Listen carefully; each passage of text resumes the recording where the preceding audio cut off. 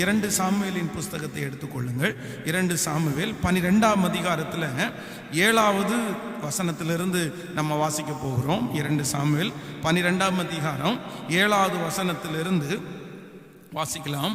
அப்பொழுது நாத்தான் தாவீதை நோக்கி, நீயே அந்த மனுஷன், இஸ்ரவேலின் தேவனாகிய கர்த்தர் சொல்லுகிறது என்னவென்றால், நான் உன்னை இஸ்ரவேலின் மேல் ராஜாவாக அபிஷேகம் பண்ணி உன்னை சவுலின் கைக்கு தப்புவித்து உன் ஆண்டவனுடைய வீட்டை உனக்கு கொடுத்து உன் ஆண்டவனுடைய ஸ்திரீகளையும் உன் மடியிலே தந்து இஸ்ரவேல் வம்சத்தையும் யூதா வம்சத்தையும் உனக்கு கையளித்தேன். இது போதாதிருந்தால் இன்னும் உனக்கு வேண்டியதை தருவேன். கர்த்தருடைய பார்வைக்கு பொல்லாப்பான இந்த காரியத்தை செய்து அவருடைய வார்த்தையை நீ அசட்டை பண்ணினது என்ன? ஏத்தியனாகிய உரியாவை நீ பட்டயத்தால் மடிவித்து அவன் மனைவியை உனக்கு மனைவியாக எடுத்துக்கொண்டு அவனை அம்னோன் புத்திரரின் பட்டயத்தாலே கொன்று போட்டாய். இப்போதும் நீ என்னை அசட்டை பண்ணி ஏத்தியனாகிய உரியாவின் மனைவியை உனக்கு மனைவியாக எடுத்துக்கொண்டபடியால் பட்டயம் என்றென்றைக்கும் உன் வீட்டை விட்டு விலகாதிருக்கும். கர்த்தர் சொல்லுகிறது என்னவென்றால், இதோ நான் உன் வீட்டில் பொல்லாப்பை உன்மேல் எழும்ப பண்ணி உன் கண் பார்க்க உன் ஸ்திரீகளை எடுத்து உனக்கு அடுத்தவனுக்கு கொடுப்பேன். அவன் இந்த சூரியனுடைய வெளிச்சத்திலே உன் ஸ்திரீகளோட சயனிப்பான். 13வது வசனம். அப்பொழுது தாவீது நாத்தானிடத்தில், நான் கர்த்தருக்கு விரோதமாய் பாவம் செய்தேன் என்றான். நாத்தான் தாவீதை நோக்கி, நீ சாகாதபடிக்கு கர்த்தர் உன் பாவம் நீங்க செய்தார்.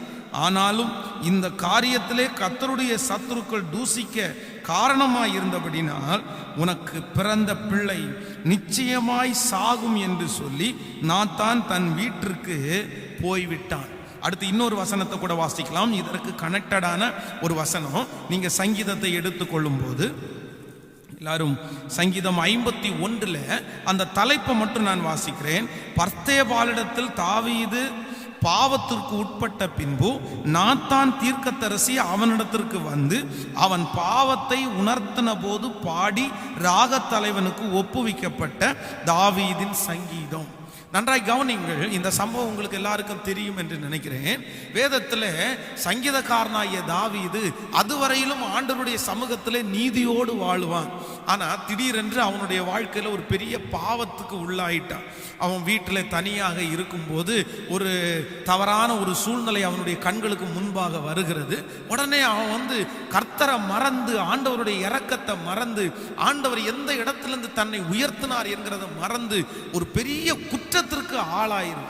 ஆனா அந்த குற்றத்தை மறைக்கிறதற்காக, தான் ஆசைப்பட்ட அந்த ஸ்திரீ தனக்கு வேணுன்றதற்காக உரியா அப்படின்ற ஒரு நல்ல படை சேவகனை அவனுடைய உடன் வேலையால பட்டயத்தால மடிவிச்சிருவான். எல்லாத்தையும் மூடிட்டான். அவங்கள திருமணம் பண்ணியாச்சு. இனி யாருமே கண்டுபிடிக்கல அப்படின்னு நினைச்சு அமைதியா விட்டுட்டான். ஆனா நம்முடைய ஆண்டவர் நீதி உள்ளவர் அல்லவா? நம்முடைய ஆண்டவர் அவருக்கு பிள்ளையா இருந்தாலும் தப்பு பண்ணுனா கண்டிப்பா ஆண்டவர் உணர்த்ததான் செய்வார். தேவன் நேசிக்கிற புத்திரனை கடிந்து கொண்டு சிக்ஷிக்கிறார். ஒன்று நினைத்துக் கொள்ளுங்க, இன்றைக்கு நிறைய உபதேசங்கள் மாற்றப்பட்டு கொண்டே இருக்கிறது. ஆண்டவர் தண்டிக்க மாட்டாரு, ஆண்டவர் தண்டிக்க மாட்டாரு. உண்மையா உங்களை ஆண்டவர் நேசிக்கிறதா இருந்தா கண்டிப்பா தப்பு பண்ணும்போது ஆண்டவர் உங்களிடத்துல சொல்லுவார், உங்களுக்கு பனிஷ்மெண்ட் கொடுப்பார். ஏன் அப்படின்னா நீங்க அதை திரும்ப செய்யக்கூடாதுங்கிறதுல ஆண்டவர் கவனம் உள்ளவராக இருப்பார். அப்போ ஆண்டவர் இவனிடத்துல சொல்றாரு. எப்படி சொல்றாருன்னா, அவங்க வீட்டில் இருக்கிற நாத்தான் தீர்க்கதரிசி வருகிறார். தாவீதை பார்த்து ஒரு அழகான ஸ்டோரியை சொல்றாரு. ஒரு பெரிய பணக்காரன், அவனுடைய வீட்டில் ஒரு விருந்தாளி வருகிறான். அப்போ அவனுடைய வீட்டில் நிறைய ஆடுகள் எல்லாம் இருக்குது. அதுல இருந்து ஒரு ஆட்டுக்குட்டியை ஆடை எடுத்து தன்னுடைய விருந்தாளிக்கு சாப்பாடு சமைச்சு கொடுக்காம அதே தெருவில் ஒரு ரொம்ப ஏழை, அவனுக்கு ஒரே ஒரு ஆட்டுக்குட்டி தான் இருந்துச்சு. அது அவனுடைய மடியில செல்லமா வளர்ந்துருச்சு.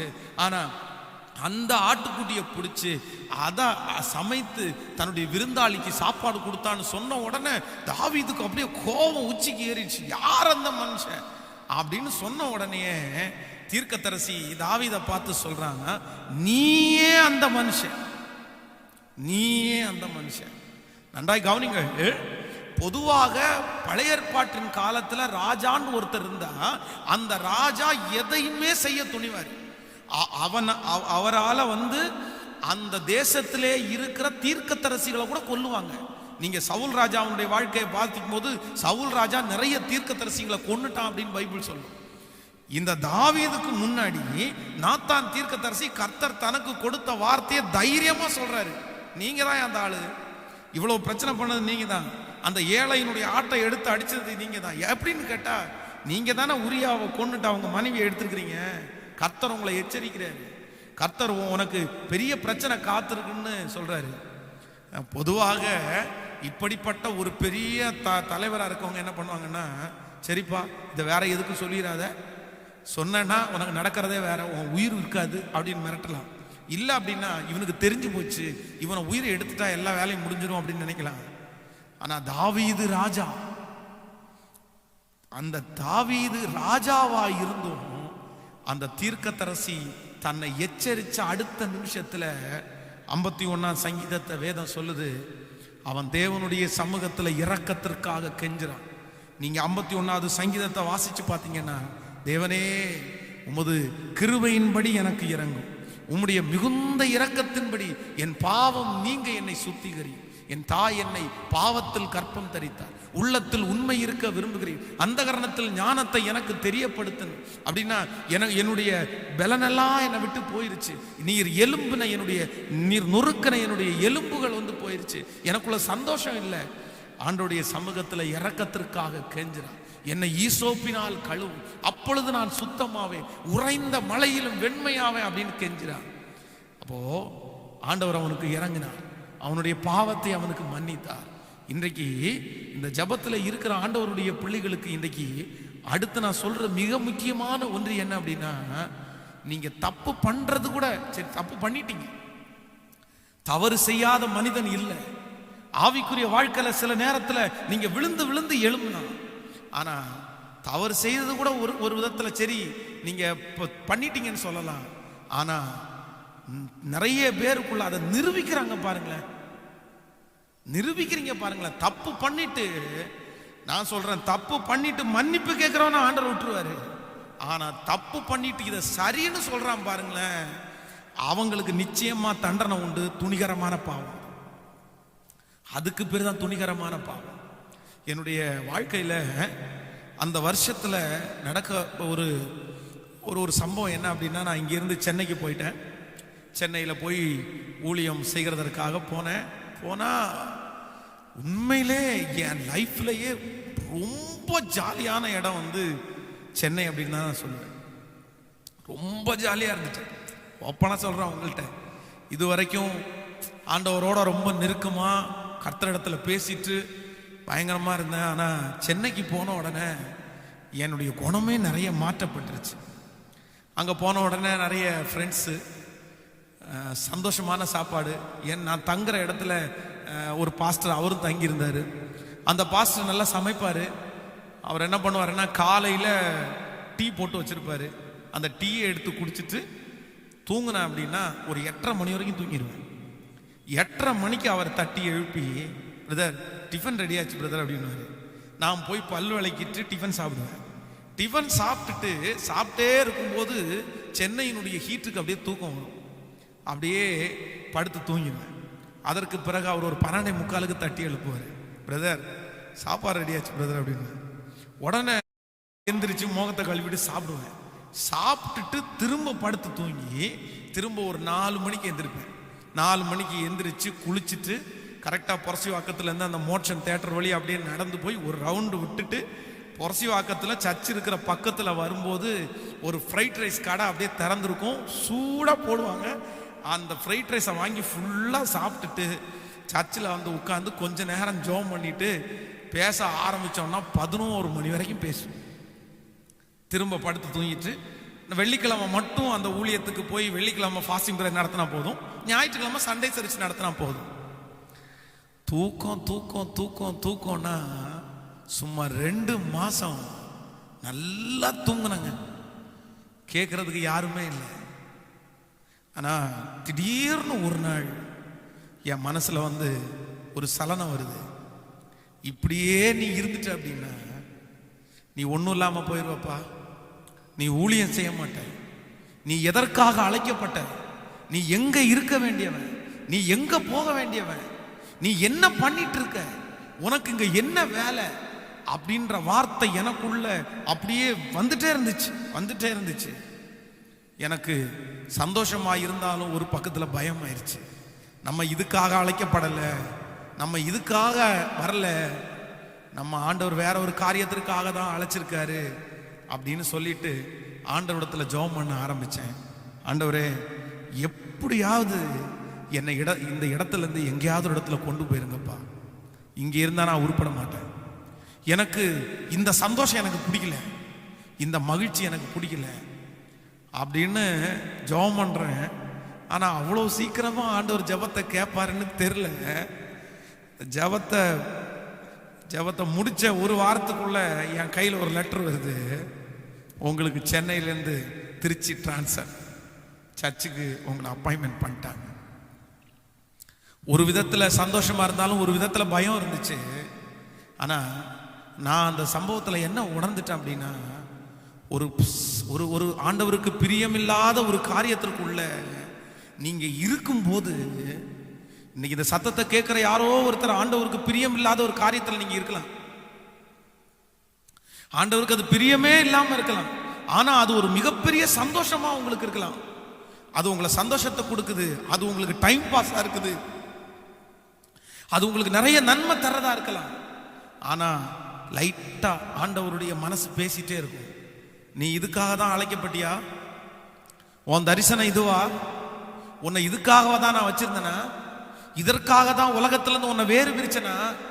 நீ இங்க இருக்க வேண்டிய ஆள் இல்ல, நீ எங்கேயோ இருக்க வேண்டியவன், இங்க முடங்கி படுத்து கிடக்குறேன்னு ஆண்டவர் உங்களை பார்த்து பேசும்போது, அதை யாரெல்லாம் கண்டினியூ பண்ணாம, சாரிப்பா எனக்கு இந்த இடத்துல இருந்து உடனே விடுதலை வேணும்ப்பா, நான் இந்த பாவத்தை கண்டினியூ பண்ண விரும்பல, இந்த இடத்த நான் கண்டினியூ பண்ண விரும்பல, உடனே எந்திரிச்சு அது எவ்வளவு நஷ்டமானாலும் பரவாயில்லன்னு நினைச்சு கர்த்தரிடத்துல ஹெல்ப் கேட்டு அந்த இடத்தை விட்டு நீங்க எந்திரிக்கலன்னா உங்க வாழ்க்கையில திரும்பி நீங்க எழும்பவே முடியாம போயிடும். யாருக்காக ஆண்டவர் இந்த வார்த்தை பேசுறாருன்னு எனக்கு தெரியல. ஆனா உண்மையிலே யாரோ ஒருத்தர் இந்த இடத்துல இருப்பீங்க. தேவ பிள்ளைகளே, ரொம்ப கவனமா இருங்க. ஒரு காரியத்தை, ஆண்டவருக்கு பிரியமில்லாத ஒரு காரியத்தை தயவு செய்து கண்டினியூ பண்ணிடாதீங்க.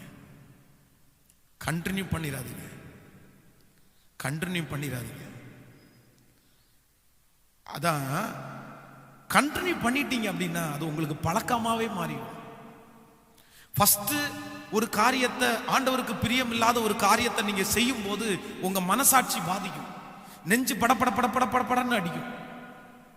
அதற்கு அப்புறம் கொஞ்ச நாள் தாண்டினதுக்கு அப்புறம் உள்ள பேசிட்டே இருக்கும், நீ செய்யறது தப்புன்னு பேசிட்டே இருக்கும். ஆனா கொஞ்ச நாள் தாண்டினதுக்கு அப்புறம் அது பேசுறதே அமைதியாயிடும். அதான் உங்களுக்குள்ள இருக்கிற பரிசுத்த ஆவியானவர் துக்கப்பட்டு அமைதியாயிடுவார், எதுவுமே பேச மாட்டார். அதுக்கப்புறம் நீங்க என்ன பண்ணுவீங்க தெரியுமா? நீங்க செய்து கொண்டிருக்கிற அந்த தப்பை நிரூபிக்க ஆரம்பிப்பீங்க. அவன் செய்யலையா, இவன் செய்யலையா, இவங்க இப்படி பண்ணலையா, பண்ணிட்டு தானே இப்படி பண்றாங்க. உங்களை அறியாமலே நீங்க நிரூபிக்க ஆரம்பிப்பீங்க. நீங்க நிரூபிக்க ஆரம்பிச்சிட்டீங்கன்னாலே, நான் சொல்றேன், தப்பு பண்றத நிரூபிக்கிற எல்லாருமே அதுக்கு அடிமையாயிட்டாங்க.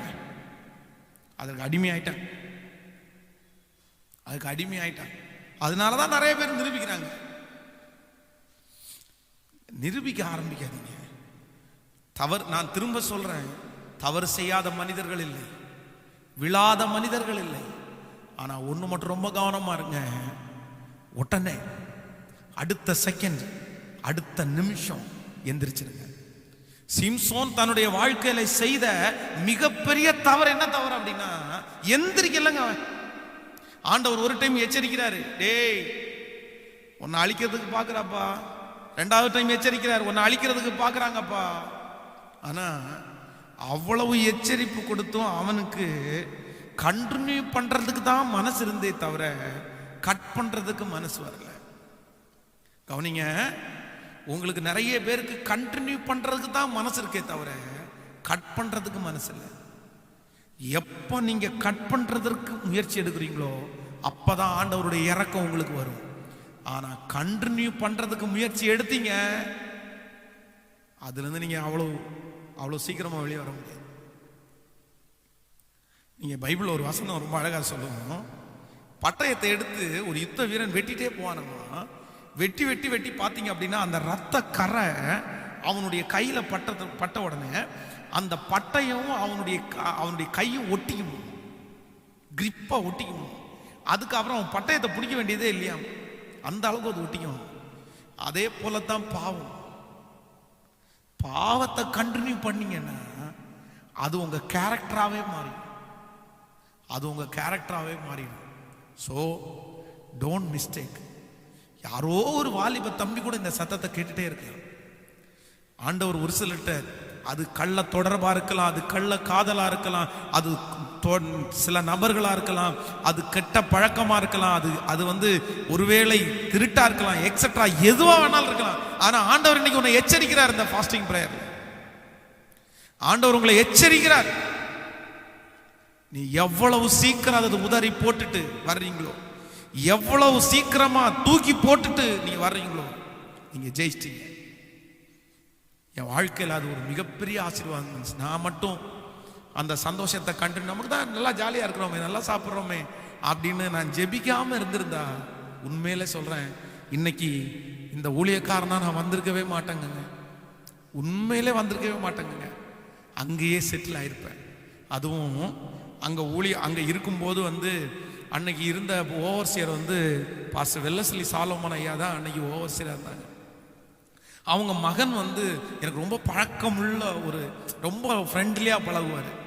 அப்போ அவர் சும்மா கூட சொல்லுவார், பாஸ்டர் சொல்லுங்க பாஸ்டர், கோயம்புத்தூர் நீங்க சென்னையிலே கண்டினியூ பண்ணிடுறீங்களா, அப்பாட்ட சொல்லவா, அப்பாட்ட சொன்னா சென்னையிலே கண்டினியூ பண்ணிடலாமா அப்படின்னு சொல்லும்போது ஒரு நாள் கூட அவரை பார்த்து இல்ல என்னை அப்பாட்ட சொல்லி, அப்பா தான் பாஸ்டர் தான் அதை எல்லாத்தையுமே அப்பாயின்மெண்ட் பண்றவங்க, அப்பாட்ட சொல்லி என்னை சென்னையிலே இருக்க சொல்லுங்க அப்படின்னு சொல்லவே இல்லை. எனக்கு எப்படியாவது சென்னையை விட்டு எங்கேயோ ஒரு இடத்துல போயிடணும். ஏன் அப்படின்னா நான் சென்னையில் நல்லா இல்லை, நான் சென்னையில் ரொம்ப ஜாலியாக இருக்கிறேன், சென்னையில் இவ்வளோ சந்தோஷமாக நான் இருந்தேன்னா ஊழியத்தை செய்ய மாட்டேன்ற ஒரே ஒரு எண்ணம் எனக்குள்ள மேலோங்கிறதுனால கர்த்தர் சமூகத்தில் அழுது ஜெபம் பண்ணேன். எனக்கு கஷ்டப்பட்டா கூட பரவாயில்லப்பா, என்னை இந்த இடத்துல இருந்து தூக்கிடுங்கப்பா, என்னை இந்த இடத்துல இருந்து தூக்கிடுங்கப்பா. இந்த ஜபத்தை யார் ஏறெடுக்க போறீங்க? இந்த சத்தத்தை கேட்கிற யார் ஏறெடுக்க போறீங்க? என்னை இந்த இடத்துல தூக்கிடுங்கப்பா. இதனால அவமானப்பட்டா கூட பரவாயில்ல, பாவம் செய்கிற ஒரு இடத்துல இருந்து நீ வெளியே வந்துரு தேவ பிள்ளையே. அதனால நீ நஷ்டமானா கூட பரவாயில்ல, அதனால நீ சம்பளத்தை இழந்தா கூட பரவாயில்ல, அதனால பொருளை இழந்தா கூட பரவாயில்ல. அதுதான் வேதம் நமக்கு ரொம்ப அழகா சொல்லுது. யோசேப்பு போத்திபாருடைய வீட்டுல இருந்தான், அவன் இருந்த வீட்டுக்குள்ள பாவம் இருந்துச்சு, ஆனா பாவம் இருக்கிற இடத்துல அவன் இருக்கிறதுக்கு விரும்பவே இல்லை. அதனால சிறைச்சாலைக்குள்ள போனா கூட பரவாயில்ல, பாவம் இருக்கிற இடத்துல இருந்து நான் வெளியே வந்தேன். இதுதான் கஷ்டப்பட கூட பரவாயில்ல, ஆனா அந்த இடத்துல இருந்தது. இங்க இருந்து போனா நான் கஷ்டப்பட்டுருவேன், பரவாயில்ல, கஷ்டப்பட்டாலும் கத்தனம் கூட இருப்பாரு. ஆனா இந்த இடத்துல நீ ஜாலியா இருந்தாலும் பிசாசு தான் கூட இருக்கும். ஸோ கேர்ஃபுல், ரொம்ப கேர்ஃபுல்லா இருங்க. ஸோ லாஸ்ட் ஃபைனல் அந்த வருஷத்துல நான் அடைஞ்ச அடுத்த ஒரு மிகப்பெரிய சாட்சி என்ன அப்படின்னா, நான் இப்போ என் கையில் லெட்டர் வந்துருச்சு. இந்த லெட்டரை பிரித்து பார்த்தா OFD துப்பாக்கி தொழிற்சாலை பக்கத்தில் திருச்சியில் ஒரு கிராமத்தில், ஒரு சிட்டியிலேருந்து ரொம்ப அவுட்டரான ஒரு இடத்துல ஒரு திருச்சபை. அந்த திருச்சபையில் பாஸ்டரா அப்பாயின்மெண்ட் பண்ணிட்டாங்க. உடனே அங்கிருந்து ஒரு பக்கத்தில் சந்தோஷம், இன்னொரு பக்கத்தில் துக்கம், எல்லாரையும் பிரிஞ்சு வர்றோமே. ஆனால் சரி, எல்லாத்தையும் பெட்டி கட்டி எப்படியோ கர்த்தருடைய சித்தத்துக்கு நம்ம நடந்தா போதும் அப்படின்னு நினச்சிட்டு வந்துட்டேன் திருச்சியில். அப்போது என்னை கூப்பிட்றதுக்காக அந்த திருச்சபையினுடைய ஐயா மூப்பரையா வந்திருந்தாங்க. அவங்க என்னை கூப்பிட்டு போய் சர்ச்சை காமிச்சிட்டு, சர்ச்சுக்கு பக்கத்துலேயே ஒரு சின்ன ஒரு ஹாலு, ஒரு ரூமு, ஒரு கிச்சன், சர்ச்சோட தொட்ட மாதிரி. அதை காமிச்சு இங்கே தான் நீங்கள் தங்கணும் அப்படின்னு சொன்னாங்க. எனக்கு உடனே ஒரு மாதிரி இருந்துச்சு. என்ன அப்படின்னா, அந்த சர்ச்சு ரொம்ப அவுட்டரில் இருக்கு, சுற்றி ஒரு வீடு கூட இல்லை, ஒரு வீடு கூட இல்லை. சுற்றி திரும்பி பார்த்தா வெறும் பொட்டல் காடு மட்டும்தான் தெரியுது. ஃபோன் அட்டன் பண்ணணும்னா கூட ஒரு 15 நிமிஷம் வாக் பண்ணி தான் ஒரு இடத்துல போய் ஃபோன் அட்டன் பண்ணணும். என் கையில் ஃபோனும் இல்லை. சென்னையில் ஃபோன் பேசினேன், சாப்பிட்டேன், தூங்கினேன், சுற்றி ஆட்கள், சாப்பாடு செஞ்சு கொடுக்கறதுக்கு ஒருத்தர், கையில் காசு. ஆனால் திருச்சியில் அப்படியே தனிமையாக்கப்பட்ட ஒரு சூழ்நிலை. யாருமே என் கூட இல்லை. சர்ச்சுக்குள்ளே கூட்டிகிட்டு போனார். சர்ச்சு கொஞ்சம் ஒரு 200 பேர் உட்கார்ற அளவுக்கு ஒரு திருச்சபை. ஜன்னல்லாம் உடஞ்சி கிடந்துருச்சு. என்ன ஜன்னல்லாம் உடஞ்சிருக்கு அப்படின்னு கேட்ட உடனே அவர் சொன்னார், பாஸ்டர், இங்கே இந்த திருடங்க அடிக்கடி வருவாங்க, அதான் காணிக்கை பெட்டியை திருடுறதுக்காக கல்லெடுத்து உடச்சி போட்டிருக்காங்க, ஒன்றும் பண்ண மாட்டாங்க, ஆனால் நைட்டு நேரத்தில் ஏதாவது தண்ணி கண்ணி அடிக்கணும்னா மொட்டை மாடியில் யூஸ் பண்ணிக்குவாங்க, நீங்கள் ஒன்றும் கண்டுக்க வேண்டாம் அப்படின்ற மாதிரி சொல்கிறார். கொஞ்சம் ஜாக்கிரதையா இருங்க. எனக்கு பயம்ன்றதை விட, தனியாக படுக்கிறதுக்கு அப்படி பயம்ன்றதை விட, இந்த தனிமைன்ற ஒன்று என்னை ரொம்ப கஷ்டப்படுத்திடுச்சு. கொஞ்சம் இல்லை, ஆனால் இது என்னுடைய வாழ்க்கையில் 2வது தனிமை.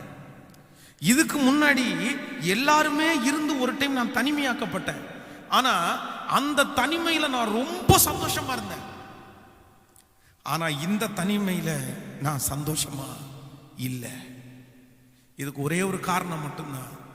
இதுக்கு முன்னாடி என் வாழ்க்கையில் வந்த தனிமையில் நான் கர்த்தரோட இருந்தேன். ஆனால் இப்போ இருக்கிற தனிமையில் கர்த்தரோட இல்லை, ஆண்டவருடைய பிரசன்னத்துக்குள்ள இல்லை. இந்த தனிமையை என்னால் சமாளிக்கவே முடியல. யோசிச்சு யோசிச்சு யோசிச்சு யோசிச்சு நம்ம ஊழியத்துக்கு தப்பாக சூஸ் பண்ணிட்டோம் போல தெரியுது. ஊழியத்துக்கு வந்தால் இந்த மாதிரி தான், எங்கே வேணாலும் போடுவாங்க, நம்ம எங்கே வேணாலும் இருக்கணும். அதான் ஊழியக்காரங்கன்னு சொன்னாலே எல்லாருக்குள்ளேயும் ஒரு எக்ஸ்பெக்டேஷன், எதிர்பார்ப்பு இருக்கும்ல. ஊழியக்காரங்க இப்படி தான் இருக்கணும், இப்படி தான் ட்ரெஸ் பண்ணணும், இப்படி தான் பேசணும். நான் வாழ்ந்து படித்த முன்மாதிரிகளும் அப்படி தான் இருந்தாங்க.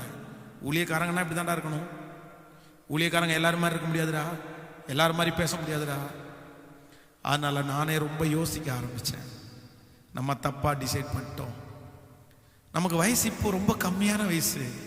இந்த வயசுலேயே நம்ம யார்கிட்டையுமே பேச முடியலையே, நண்பர்கள் கூட யாருமே இல்லையே, பேசுறதுக்கு கூட ஒருத்தர் இல்லை, ஃபோன் கால் ஒருத்தர் இல்லை, ஊர்லேருந்து ஒருத்தர் இல்லை, எதுவுமே இல்லாமல் தனிமையாக்கப்பட்ட அந்த வாழ்க்கையை என்னால் மறக்கவே முடியாது. ஒவ்வொரு நாளும் நரகமாக இருந்துச்சு. காலையில் எந்திரிச்சு பார்க்கும்போது வெறும் பொட்டல் காடு மட்டும்தான் தெரியும். ஃபோன் வேற என் கையில் இல்லாதனால யாரும் பேச முடியாது. ஒவ்வொரு நாளும் யோசிச்சு யோசிச்சு யோசிச்சு யோசிச்சு பயத்தினால தாக்கப்பட்டு திடீர்னு உடம்பு ரொம்ப பலவீனப்பட்டுருச்சு. ஒரு நாளில் 8 டைம் 9 டைம் பாத்ரூம் போக ஆரம்பிச்சிட்டேன். லூஸ் மோஷன், இன்னும் உடம்பு தளர்வு. டெஸ்ட் பண்ணி பார்த்தா, டாக்டர்கிட்ட போய் செக் பண்ணால் டாக்டர் சொன்னார், உங்களுக்கு மஞ்சக்காமலாம் இருக்கிற மாதிரி தெரியுது, கொஞ்சம் செக் பண்ணிக்கங்க அப்படின்னாரு. என்னமோ தெரில, அவர் செக் பண்ணுங்கன்னு சொன்ன உடனேயே அந்த சிம்டம்ஸ் எல்லாம் எனக்கு அப்படியே வந்த மாதிரி தெரிஞ்சிச்சு. அவர் என்னென்ன சிம்டம்ஸ் கேட்டாரோ அந்த சிம்டம்ஸ் என்கிட்ட இல்லைன்னாலும் அந்த சிம்டம்ஸ், வாமிட் வர்ற மாதிரி இருக்கான்னு கேட்டார். அதுக்கப்புறம் அந்த வாமிட் வர்ற மாதிரி இருந்துச்சு. கண்ணெல்லாம் மஞ்சளாக இருக்குன்ற மாதிரி பார்த்தாரு, அதே மாதிரி ஆயிடுச்சு. மஞ்சக்காமால 1% இருக்குது அப்படின்னு சொன்னாங்க. அப்போ அங்கேருந்து நான் இங்கே இருக்க முடியாது, ஸ்தாபனத்திற்கு நான் லெட்டர் அனுப்பி எனக்கு யாராவது ஒருத்தரை எனக்கு துணைக்காக எனக்கு என் கூட அனுப்புங்க அப்படின்னு சொன்னேன். துணையாக ஒருத்தரை போட்டாங்க. ஆனாலும் நான் மென்டலி ரொம்ப டிஸ்டர்ப் ஆயிட்டேன்.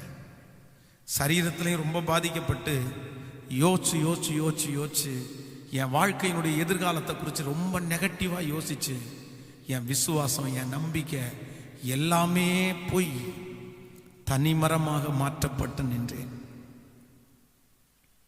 இன்றைக்கு இந்த ஜெபத்தில், இந்த உபவாச ஜெபத்தில் இருக்கிற என் அன்பு தேவனுடைய பிள்ளைகளே, ஒருவேளை இந்த சத்தத்தை கேட்கிற யாரோ ஒருத்தர் நீங்க தனிமை இருக்கலாம். நீங்க உங்களுடைய தனிமை உங்களை கொன்னுட்டு இருக்கலாம். இதே அனுபவத்தில் தான் பாஸ்டர் நான் இருக்கிறேன்.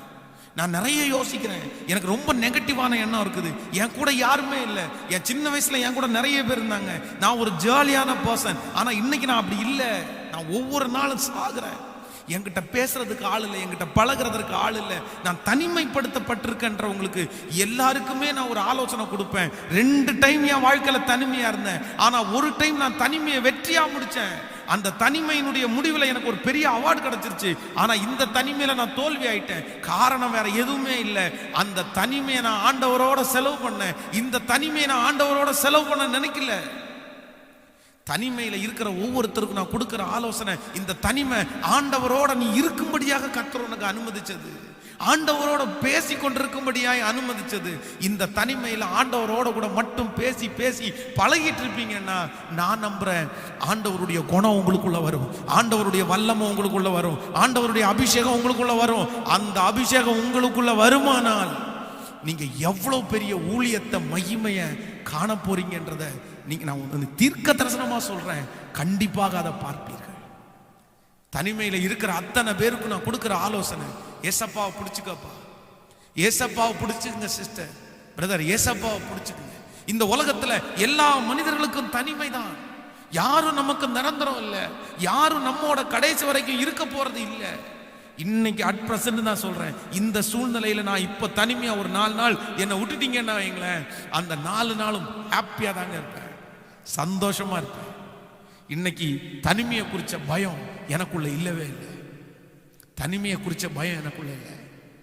ஏன் அப்படின்னா இப்ப நான் நம்புறேன் என் கூட கர்த்தர் இருக்கிறாரு. ஜெபம் பண்ணிட்டு பேசிட்டு தேசத்திற்காக ஜெபம் பண்ணிட்டு பைபிள் தியானிச்சுட்டு நிம்மதியா படுத்து தூங்கிட்டு ஆண்டவர் என் கூட இருக்கிறார்.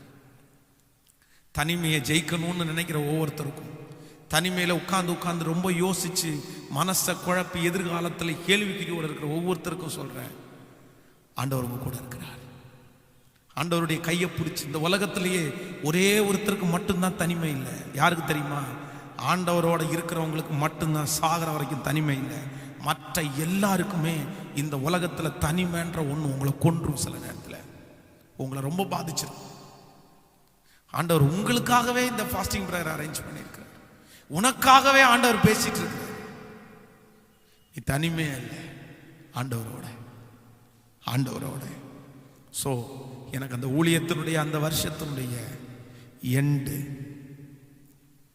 சந்தோஷமானதா இல்லை, மகிழ்ச்சியானதா இல்லை.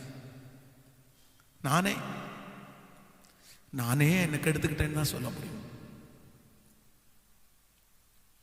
அதான் ஞாயிற்றுக்கிழமை கொடுத்த அந்த செய்தியை கண்டிப்பாக நீங்கள் யாராவது பார்க்கலன்னா கூட பாருங்க. நான் இவ்வளோ கஷ்டப்படுறதுக்கு யார் காரணம் அப்படின்ற செய்தியில் நான் பேசியிருப்பேன். நான் அந்த மன அழுத்தத்துக்குள்ள ஆளாகி நான் ரொம்ப கஷ்டப்படுறதுக்கு காரணம் நான் தாங்க காரணம். ஆண்டவர் எனக்கு அனுமதிக்கல, நானா வர வச்சுக்கிட்டேன், நானா யோசிச்சு என்னை கெடுத்துக்கிட்டேன், நானா என்னை தனிமைப்படுத்தி அப்படி பண்ணிட்டேன்.